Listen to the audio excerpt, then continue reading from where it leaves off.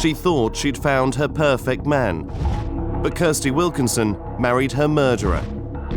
Just months after the wedding, her battered body is found crammed into a suitcase, thrown from a motorway bridge. Police arrest her husband and uncover a secret hell of drugs, violence, and prostitution. Kirsty was two people. As soon as she'd finished her shift in the parlour, she became the girl next door. This is one of the biggest cases that I've ever worked on, and talking to South Wales Police, you just really got a feel of the magnitude of this case. Excessive use of violence, beyond what was necessary. I just grabbed the phone and I was phoning people and shouting through the phone, "Kirsty's dead, Kirsty's dead."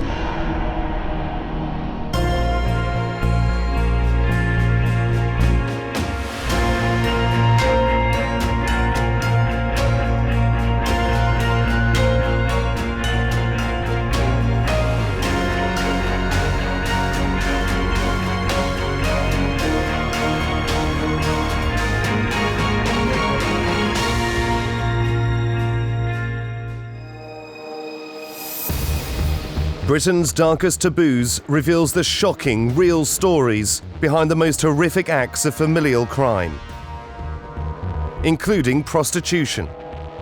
Kirsty was two people. As soon as she'd finished her shift in the parlour, she became the girl next door.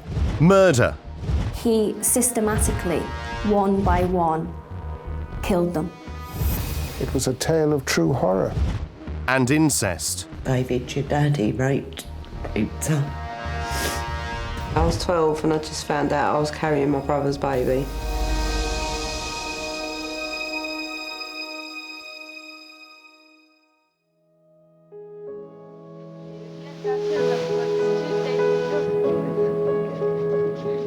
Kirsty Wilkinson was born on the 19th of June, 1984, the youngest of three sisters. Hi, Leslie. From a young age, Kirsty enjoys a particularly close bond with her mother, Cathy. When I gave birth to her and the nurses told me it was a little girl, I cried my eyes out. They said, "Oh, is it your first girl?" I said, "Oh no, my third." I was just so happy to have another girl. I was over the moon. When Kirsty is 14, the family moved to Bridgend, South Wales. We were very, very close. We were a lot alike in many ways. She had a lot of my mannerisms. Even people tell me that now. They say, "Oh, the way you just done your shoulders and you just reminded me of Kirsty." Kirsty's dream is to follow in the footsteps of her idol Jordan and make it as a top model. If you'd walk down the street with Kirsty, you know, they would turn to look at Kirsty because she was just, you know, gorgeous.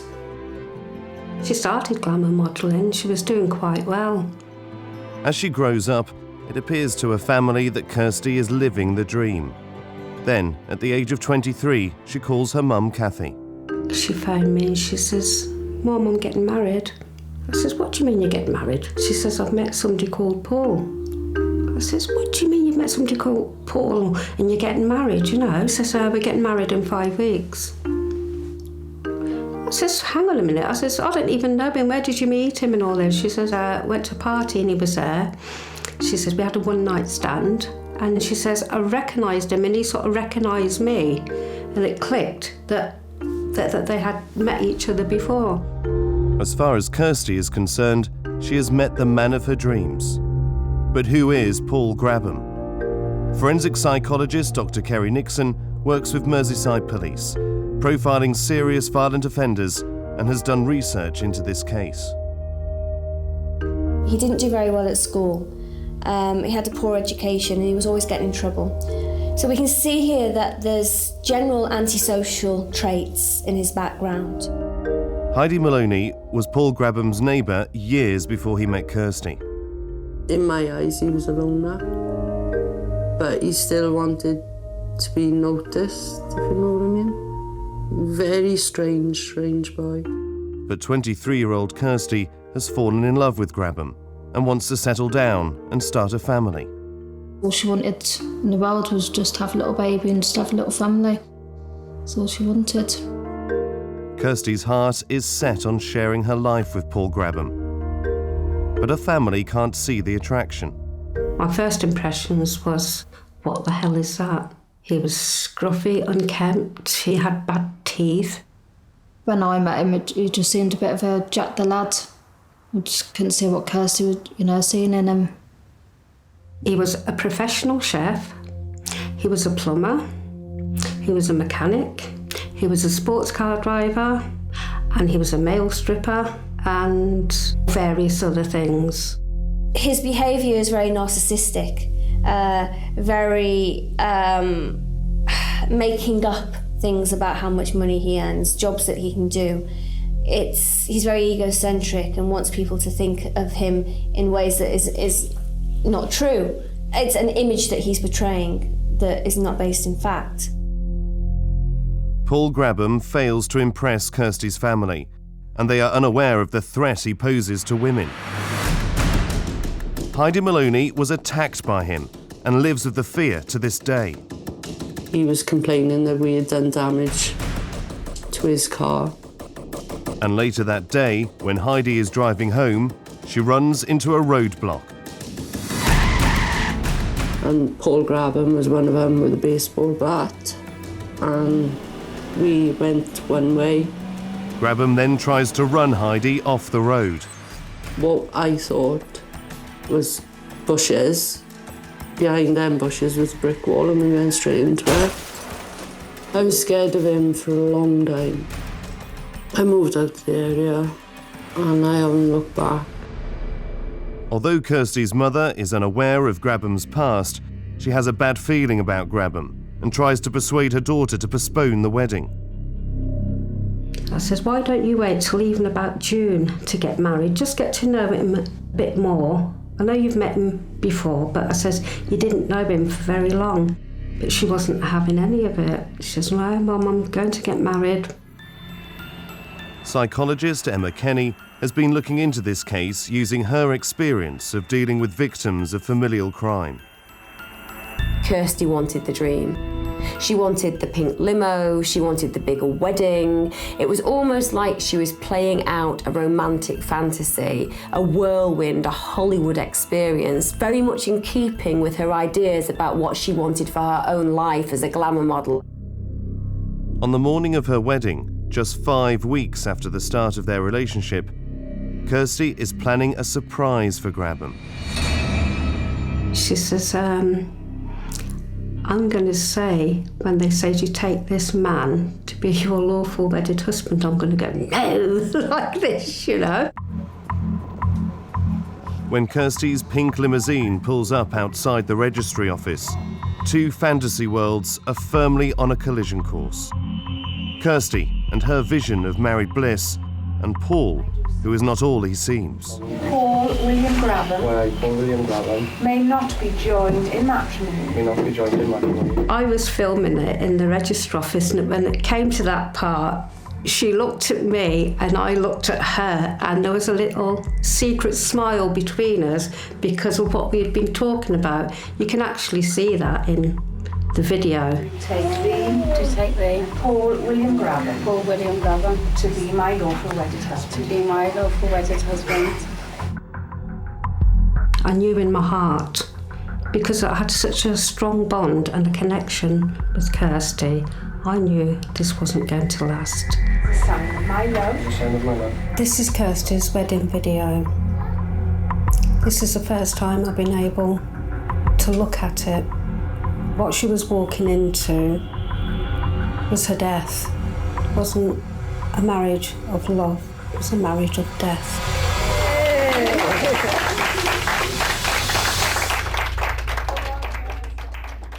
Paul and Kirsty are now man and wife, but in the weeks and months following the wedding, cracks start to appear in their marriage. So we got married to her very quickly. He was taking over control of her life. He had access to her money. He controlled her body. And by marrying her, in his eyes, he was controlling her life as well. In Paul Grabham, Kirsty feels she's met a man who understands her and accepts her for who she is. But their marriage was not to be a happy ever after fairy tale. as behind closed doors lay dark taboos, drugs, violence and prostitution. And as soon as she'd finished her shift in the parlour, she became the girl next door. He becomes the parasite and she becomes the feeder.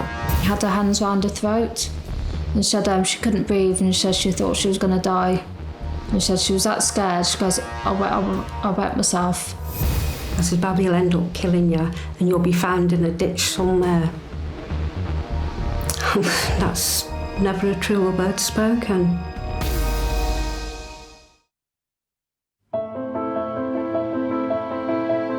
Kirsty Wilkinson enjoyed a whirlwind romance with Paul Grabham, but the fairy tale is about to turn into a nightmare.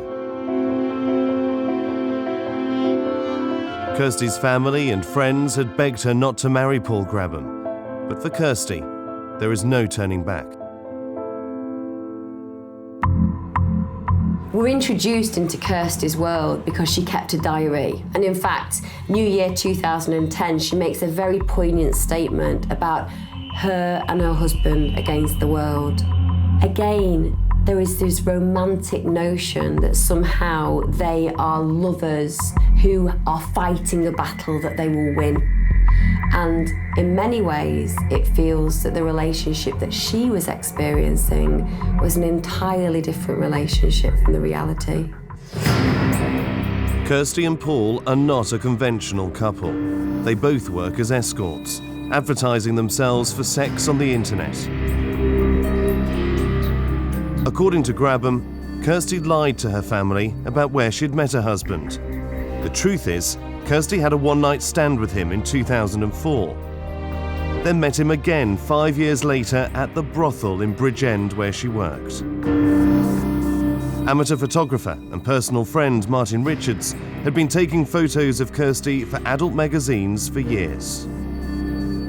It seems as if they had met in the parlour.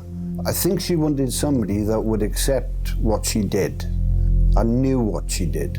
And by them meeting again in the parlour, he knew what she did, so she didn't have that in the back of her mind, you know, or I'm hiding this from him. He knows all about it, you know.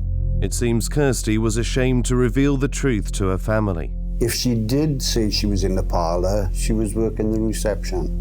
You know, she was on the desk, answering the phones and that sort of thing. Never that she was a working girl, because she obviously was embarrassed to tell somebody that she loved that's what she was doing. What I found was that Kirsty was two people. There was the working side, where she worked in the parlour, and as soon as she'd finished her shift in the parlour, she became the girl next door. It was purely a job and a way of making money. And in Paul Grabham, Kirsty believes she has someone who loves her for who she is. Or so she thought. The more I could see of the relationship, the more he was being a parasite, a leech. You know, I mean, the more she did, it meant the more money he was having. Grabham encourages Kirsty to have sex for money. He sets up websites, he encourages punters to come, he even attends the brothel with her to make sure that she makes appointments, all the while disinterested in her and her needs, but interested in the money that she gains for him. Remember, Kirsty wants to make him happy. Right or wrong, she's committed to this man, she's married this man, she feels that she must love this man because otherwise why should she be acting this way? And so, he becomes the parasite and she becomes the feeder. It is clear from Kirsty's diaries that her career as a prostitute is not a life she wants anymore. How can Paul really truly love me if he wouldn't mind seeing another man touch me? I don't want it. It makes me so sick to think about it. She wanted to get out of the life and settle down and be a mum, because she would have made a great mum. She's fallen in love with this guy and she just wants to be loved. And probably prior to meeting him, when she was working at the brothel, she is probably a stereotypical confused young girl who was involved in something that she didn't really want to be involved in, and she just wanted the knight in shining armour to come and sweep her off the feet and live happily ever after. In her diaries, Kirsty asks Grabham why he wants to see her sleeping with other men and women. Getting her to have sex with other people is part of his power and control over her. It is something that we see in domestic abuse situations. But also forcing somebody to have sex with other people or to have sex in front of other people, him making her do that would then potentially give him ammunition to further attack her. Just a few months into her marriage on a night out, Kirsty confides in her sister that her husband has been violent towards her. Said she was in the bedroom, he'd pushed her back onto the bed, and then he was sitting on the stomach and he had her hands around her throat, and said she couldn't breathe, and she said she thought she was going to die. And she said she was that scared, she goes, I wet myself. She said because I was petrified, she goes, I thought it was going to kill me. Pinning somebody down on the bed and strangling them is a very aggressive act. And to be able to do that, to place your hands around somebody's throat and strangle them and pinning them down, also to this degree where they then wet themselves, is very controlling and very high risk. That's not love. She was scared. She was scared of him. Kirsty documents her fears in her diary. I know that is not right. It shouldn't be like that. Sometimes I am petrified because I don't know what you're going to do or say next. When Cathy finds out about the violence, she pleads with her daughter. And I says, oh, Kirsty, you need to get away from him, babes. You really, really have to. I says, he sounds so dangerous.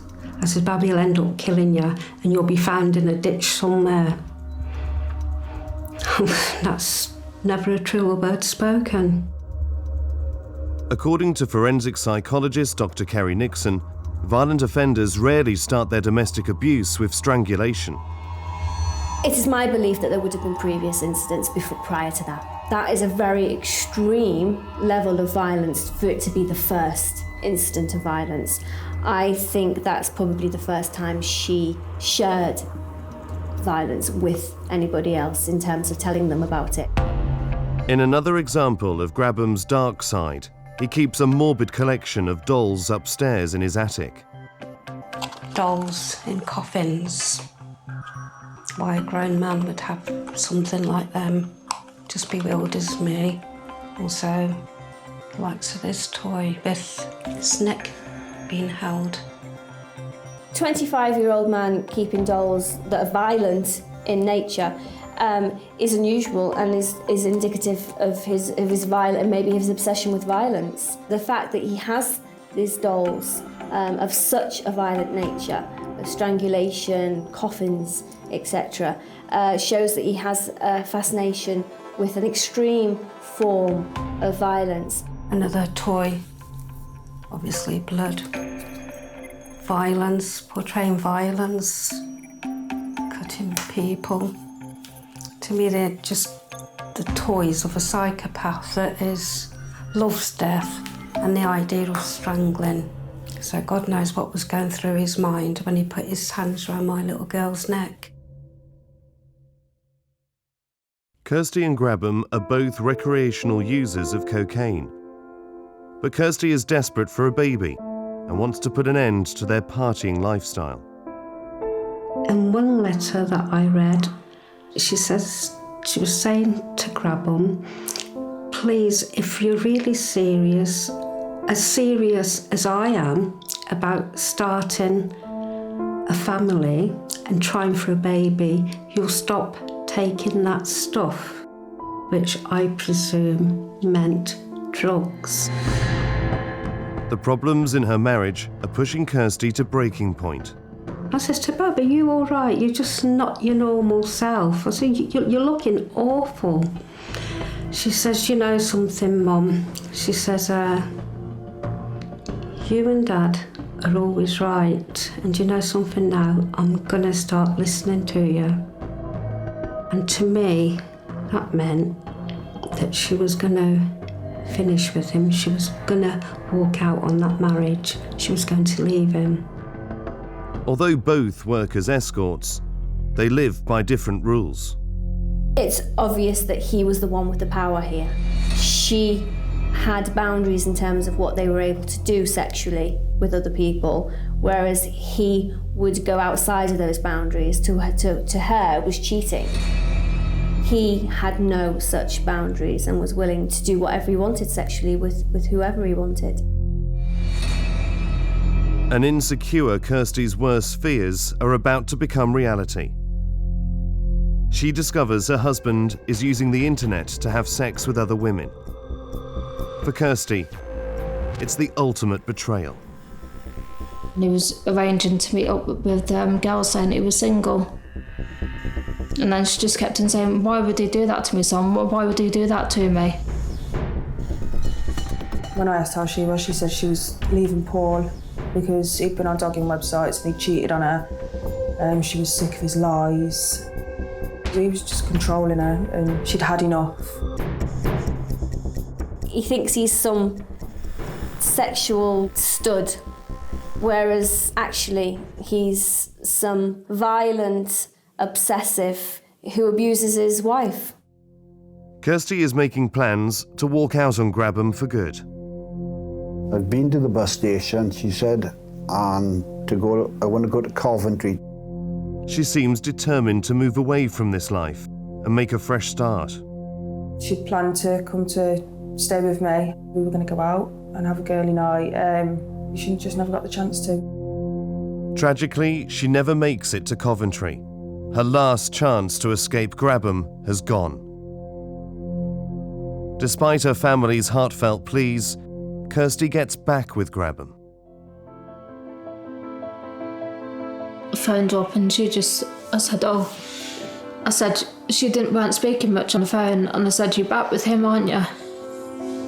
And she said, well, she wouldn't answer me, and I said, you are, aren't you? I said, you're stupid. I said, why are you back with him? After what he's done.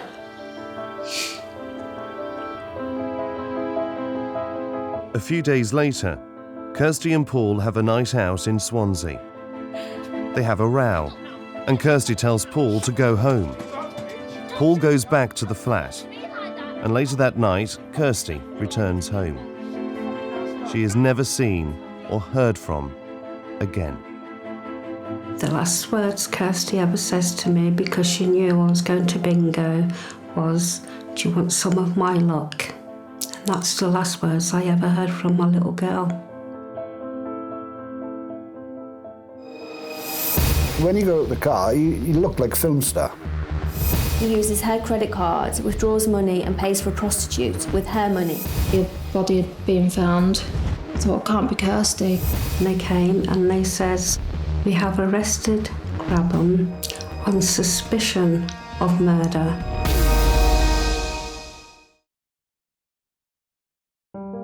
Almost a year to the day after her fairy tale wedding to Paul Grabham, Kirsty has gone missing. She is last seen on Friday, 27th of March 2009, by the taxi driver who dropped her home after a night out clubbing. On this Sunday, I tried to phone and I sent her a text. There was no answer, and I started getting a bit worried then. I says to Dave, something's wrong. I says, I'm going to phone tomorrow. On the Sunday, Grabham calls Kirsty's friend, Martin Richards. And he said, do you know where Kirsty is? And I said, no, why, what's happened? He said, oh, we've had an argument and she's come back to the flat, picked a few things up, and she's gone. And I said, well, you must have had a real ding-dong argument. I said, for her to pack some things. Next morning, there was an early phone call from Grabham. And he says, hi, Cathy. He says, have you seen Kirsty? I says, no, I haven't, Paul. I says, and I haven't heard from her. Do you know? I says, if he's been arguing? And he said, no. But Grabham's story doesn't ring true. Kirsty's sudden disappearance is out of character, and Cathy is suspicious. And I says to him, well, you better phone the police and report her missing, which he did, but I wasn't sure. So I phoned the police myself, and I explained to them that he had tried to strangle Kirsty before. Kirsty's sister, Sonya, senses all is not as it seems, and calls Grabham herself. And that Paul said, Kirsty's took stuff from the flat. There was like washing that had been ironed and was folded up on the bed, and I thought, well, that wouldn't be Kirsty having, ironed, folded up clothes on the bed. She'd normally just throw them in the wardrobe, so I thought that was strange. She took hair straighteners but not a hairbrush. She took money but not a cash card. Just things didn't add up, what he was saying. They'd been constantly sending her texts, but unbeknown to me, Grabham had Kirsty's phone in his pocket all the time, reading everything that I had been sending. While Grabham is playing the role of concerned husband to Kirsty's family, he continues his party lifestyle of drugs and casual sex. Another friend of Kirsty's that she'd been out with that night had said that her mum had found at the flat and he was having a party apparently, because she could hear people in the background. Grabham continues to carry on with his partying lifestyle, which shows very little respect for Kirsty. He returns to their home. He uses her credit card, withdraws money and pays for a prostitute with her money. Grabham visits a massage parlour, then trawls sex websites on the internet looking for casual sex. He says he is single and travels round in Kirsty's Jeep, having sex with young women in the Bridgend area. One of the women he gets in contact with is the daughter of the neighbour he had previously threatened, Heidi Maloney. Paul did get in touch with my daughter, and I think it was through Facebook. And I think when he got in touch with my daughter, it would have been only sex as well. Thankfully and luckily, she had enough sense to say no. It shows very antisocial personality traits. And he's very narcissistic in that it's all about him, what he wants. He carried on with what he wanted with very little thought to what had happened to Kirsty and to what her family were going through. While Kirsty is missing, South Wales Police launch a huge investigation, interviewing hundreds of people who knew her. A week after Kirsty's disappearance, a concerned Martin arranges to meet up with Grabham, and it appears he has been decorating their flat. So I sat on a settee and I looked up and I could see this painted area on the ceiling. And I said, what the fucking hell is that? And he said, I started painting it for Kirsty and she didn't like the colour, so I stopped. I didn't think anything of it because it made sense, Then Martin realises there's something missing from the flat. Well, the black fun fur rug is gone that the cat played on, That was missing. So I asked him, I said, have you heard anything? No, nothing at all. He said, nothing at all. Martin makes a statement to the police about the painting in the flat. Then a breakthrough in the investigation. The police found out that Kirsty had tried to make a 999 call, which didn't connect, and that's when they became suspicious. The evidence is stacking up against Grabham, and the police have news for Cathy.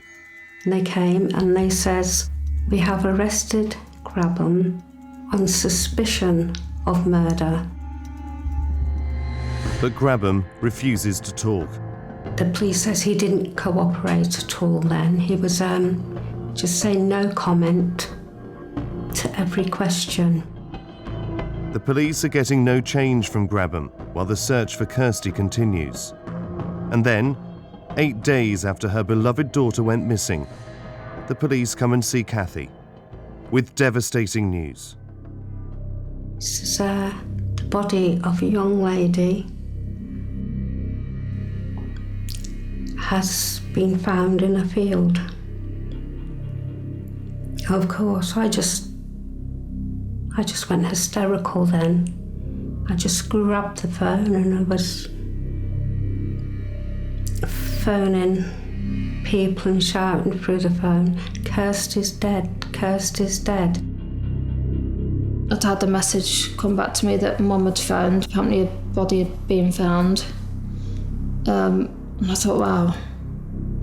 I thought, it can't be Kirsty, because there was another woman that had gone missing around that time. So I thought, oh, maybe it's her. And I thought, there's no way it can be Kirsty.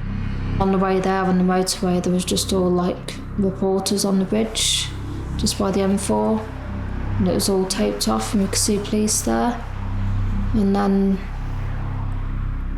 you know, got to my mum's house and she was just slumped in the corner, just screaming. She was just screaming for Kirsty.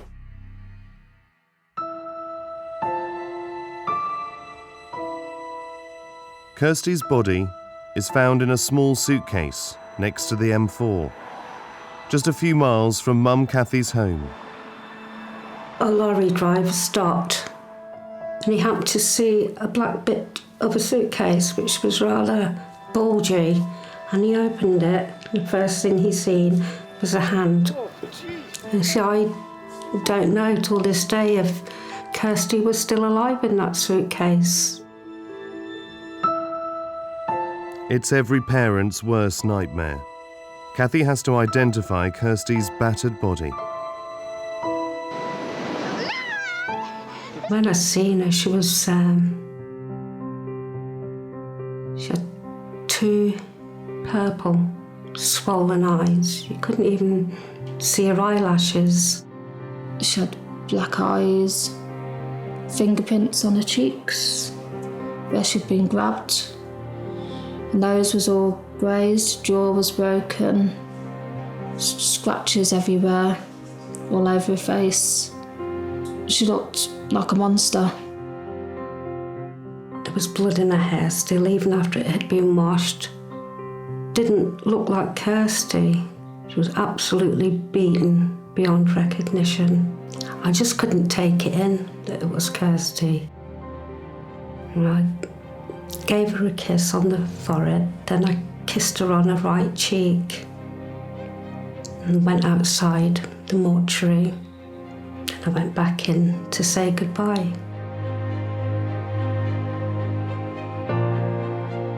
And then she said, "Son, give your sister a kiss." I said, "I can't." I said, "I can't give her a kiss. She terrifies me." I said, "Just look at her."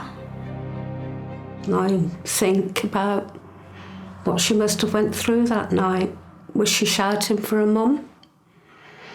Which I imagine she would do. Meanwhile, Paul Grabham attends Swansea Magistrates Court, charged with Kirsty's murder. I was outside when Paul Grabham was led in by an officer in handcuffs.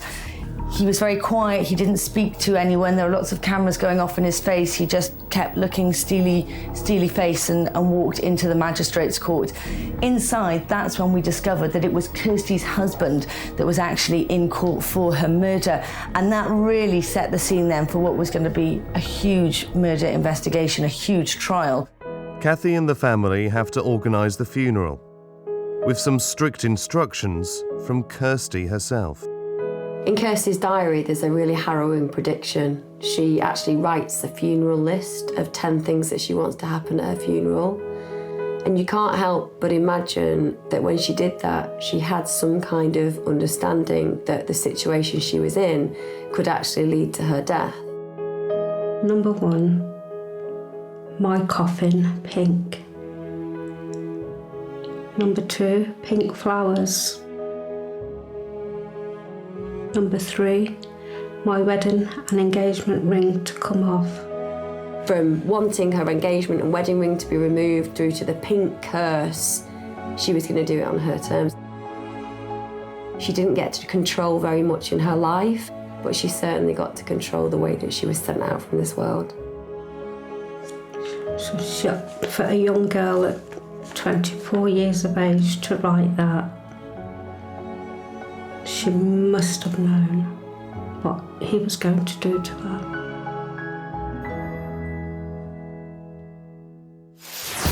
Hello, the husband of Swansea model Kirsty Grabham has appeared in court today, charged with her murder. There's a mark on the back where he had tried to cut her in half. Excessive use of violence beyond what was necessary. He had such a high opinion of himself that he thought he'd get away with it. Their marriage lasted barely a year. Now, in February 2010, Paul Grabham is facing trial for the brutal murder of his wife Kirsty. Hello, the husband of Swansea model Kirsty Grabham has appeared in court today, charged with her murder.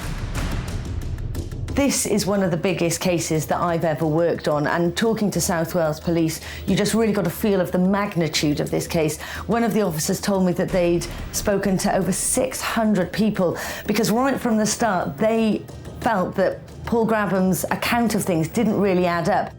While the murder trial is headline news, in court, Grabham appears disinterested. Grabham didn't show any remorse for killing Kirsty, and he doesn't appear to be sorry. He had such a high opinion of himself that he thought he'd get away with it. I hate you, you bastard. I want to fucking kill you. That's what I thought.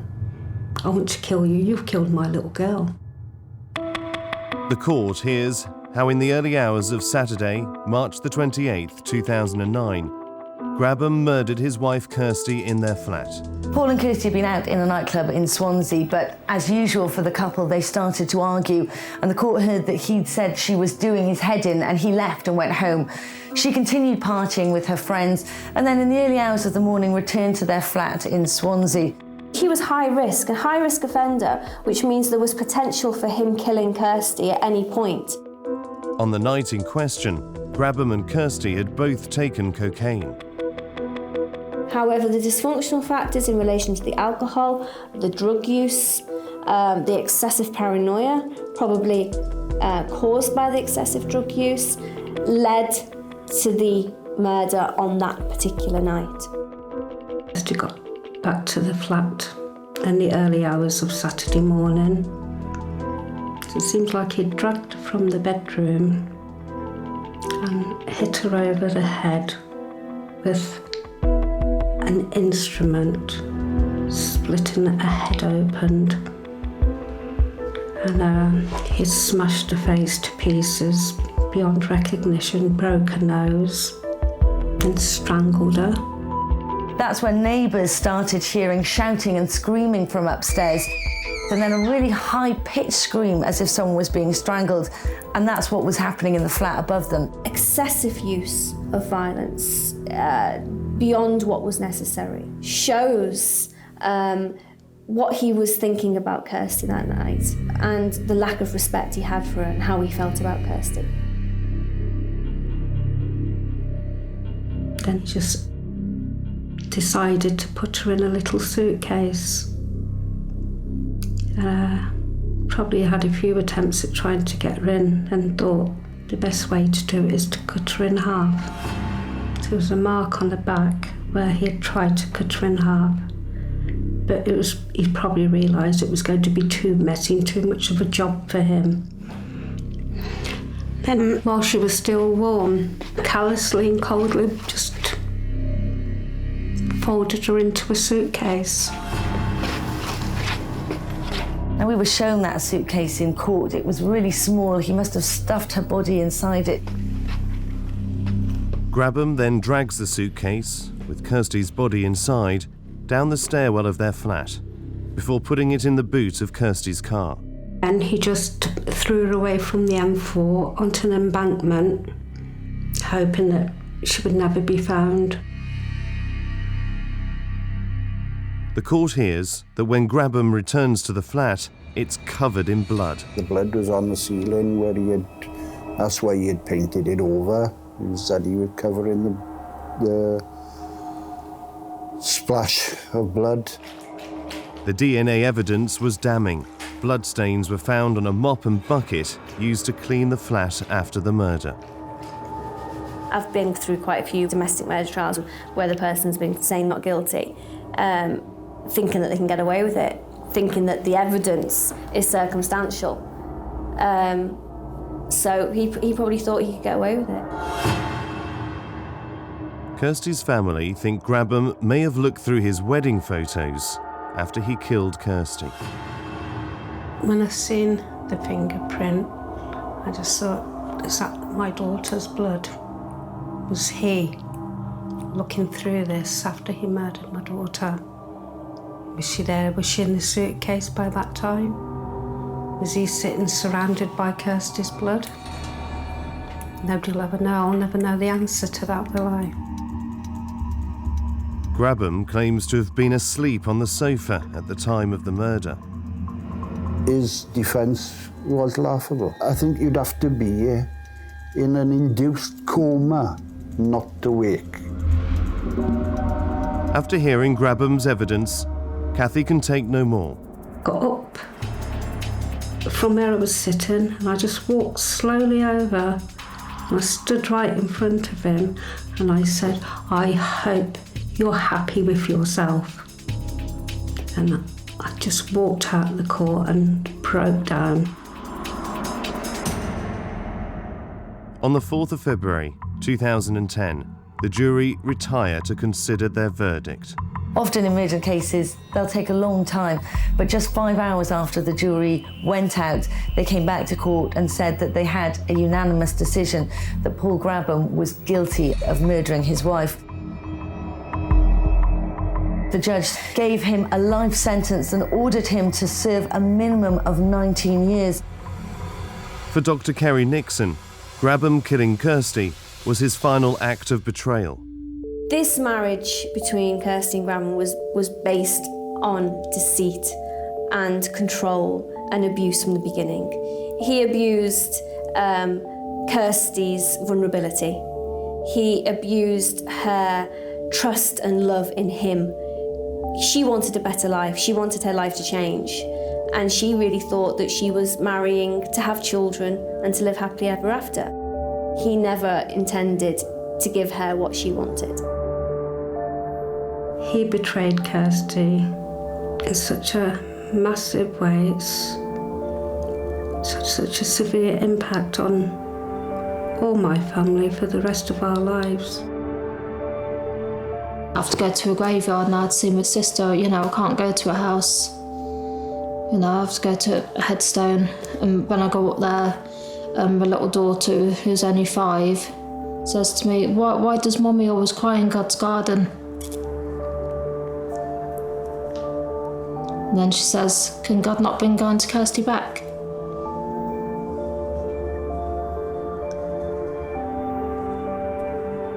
And then, you know, I miss her like nobody could imagine.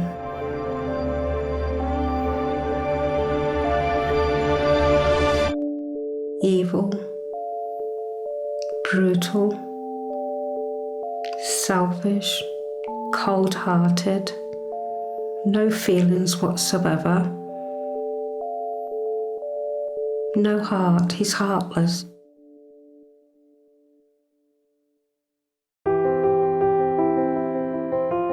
With the loving support of husband Dave, Cathy is determined Kirsty's death will leave a lasting legacy. She's got involved in a campaign which gives her focus to help her deal with her devastating loss. If somebody commits murder, they should spend the rest of their lives in jail. People like Grabham should never ever be allowed to walk our streets again. Cathy will never give up. She's getting strength, in my eyes, from Kirsty. I know she'll be looking down on me and telling me, you go for it, Mum. Do it, Mama. Do it, Big Mama. That's what she used to call me, Big Mama. It does help me. It helps me a lot. It gives me something to focus on. A bit of hope. Cathy and Sonya want to set the record straight about the kind of person Kirsty was, their pink princess. I mean, that was my sister at the end of the day. You know, I mean, headlines, prostitute murdered. I mean, and she had a name. Her name was Kirsty. Kirsty should be remembered for the beautiful, kind-hearted, unselfish person that she was. She's my little girl. She's my princess. And I love her so, so much.